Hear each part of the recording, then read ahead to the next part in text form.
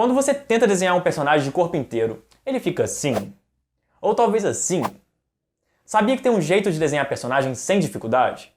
Então fica até o final desse vídeo que eu te garanto que toda essa explicação vai valer a pena. Vambora!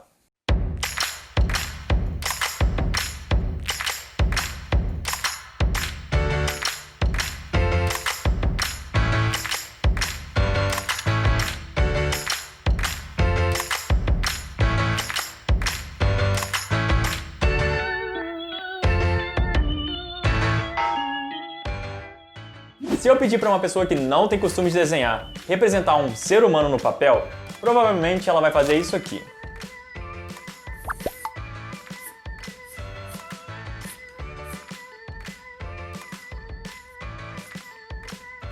Tá errado? Não. Mas se há milhares de anos atrás o ser humano já se representava dessa forma, por que a gente se representa desse jeito até hoje? Porque não existe outro ser nesse mundo que tenha essas mesmas formas. A gente tem um formato tão único que qualquer pessoa consegue entender que isso é um símbolo da representação do ser humano. E como um símbolo é totalmente válido. Representações simbólicas estão mais perto da palavra escrita no sentido que seu significado é fixo a despeito de como sejam representadas. Assim como uma palavra significa a mesma coisa a despeito da caligrafia ou da escolha da fonte. Eu já até falei disso no vídeo sobre expressões faciais.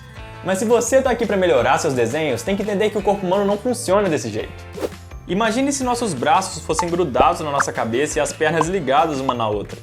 Provavelmente você sentiria uma estranheza ao ver um desenho realista desse jeito, porque no fundo você sabe que o corpo humano não é assim, mas também não sabe exatamente o que fazer para melhorar no desenho.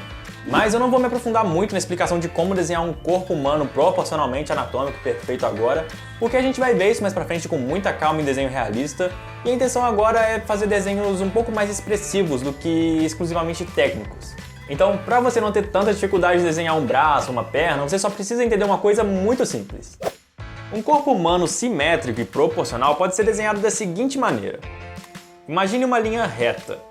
A metade dessa linha é a metade do corpo, que é situada aproximadamente na área da virilha. O tamanho do braço é quase o mesmo do antebraço. E o tamanho da perna é aproximadamente do tamanho da panturrilha até o tornozelo.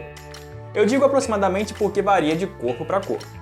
Tá, eu sei que a explicação foi muito rápida, mas não é a intenção criar um corpo realista agora. Como a gente está desenhando no estilo cartoon, a vantagem é que dá para brincar com as formas e proporções sem causar estranheza. Lembra quando eu expliquei que as formas geométricas podem transmitir sensações diferentes? A gente vai usar o mesmo fundamento agora para criar os corpos dos personagens. Se você não viu esse vídeo, clica no card aqui em cima porque toda a explicação tá lá. Um bom exercício é criar personagens misturando formas geométricas e definindo qual vai se destacar. Se você quiser fazer um personagem mais rígido, pode colocar a forma retangular em destaque e misturar outras. Não se esqueça que você pode brincar com as proporções e criar personagens com membros de diferentes tamanhos. A gente está falando de desenho cartoon, então não precisa ter medo de testar as possibilidades. Nesse exemplo eu uso o mesmo rosto, mas aplicando em 3 corpos diferentes. Preste atenção em como cada um possui uma personalidade distinta só para apresentar formas diferentes. Veja também como exemplo esse exercício que fiz um tempo atrás. A ideia era sair um pouco da zona de conforto de criar personagens apenas no papel. Então a proposta foi criar personagens usando rolos de papel higiênico.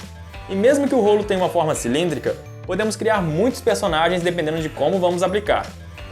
Além disso, também podemos brincar com o tamanho e as proporções dos membros do corpo, fazendo uma subdivisão. Assim dá para analisar o que pode ser mais trabalhado no personagem para hierarquizar informações para o olho do espectador, estabelecendo um critério de leitura para o personagem. Mas tudo é questão de equilíbrio. Se você exagerar tudo, no final não vai estar exagerando nada. Então pense e analise quais partes serão melhores para destacar. E se você quer aprender a desenhar ou melhorar seus desenhos de uma forma simples e objetiva, inscreva-se aqui no canal e ative o sininho para não perder nenhum vídeo. Além de tudo isso que eu falei até agora, tem 2 elementos que ajudam bastante na criação de personagens. São as silhuetas e thumbnails. A silhueta é praticamente a sombra do personagem. Serve para esboçar ideias, para visualizar qual forma e pose será melhor. Já a thumbnail é um desenho menor, serve para visualizar qual vestimento o personagem vai usar e quantos elementos terão no seu corpo. É importante para ter uma noção de equilíbrio de elementos e detalhes. Então, para resumir, eu sempre começo a criar um personagem desenhando várias silhuetas, escolho uma e crio algumas thumbnails, e aí sim desenho um personagem maior para ser finalizado. E se você está gostando desse conteúdo, não se esqueça de deixar um joinha para que esse vídeo alcance mais pessoas. Dá uma olhada nesses artistas que acompanham para você ter uma noção de como eles também usam as formas na criação de personagens. Cada um tem seu jeito único de pensar e desenhar, então não pense que seu desenho é pior só porque não é igual aos deles. Como eu disse, o propósito desse vídeo é soltar mais a mão e estimular a criatividade. Me diz aí, você já tinha aprendido a desenhar personagens desse jeito? Não esqueça de comentar aí embaixo porque a sua opinião é muito importante. Você também pode me seguir nas redes sociais para sugerir temas de vídeos e tirar outras dúvidas. O link de cada uma está aqui embaixo na descrição. Agora é a sua vez de testar tudo isso que eu falei nesse vídeo. Comece desenhando formas, misture essas formas e veja o que acontece. E não se esqueça, feito é melhor que perfeito. Tchau!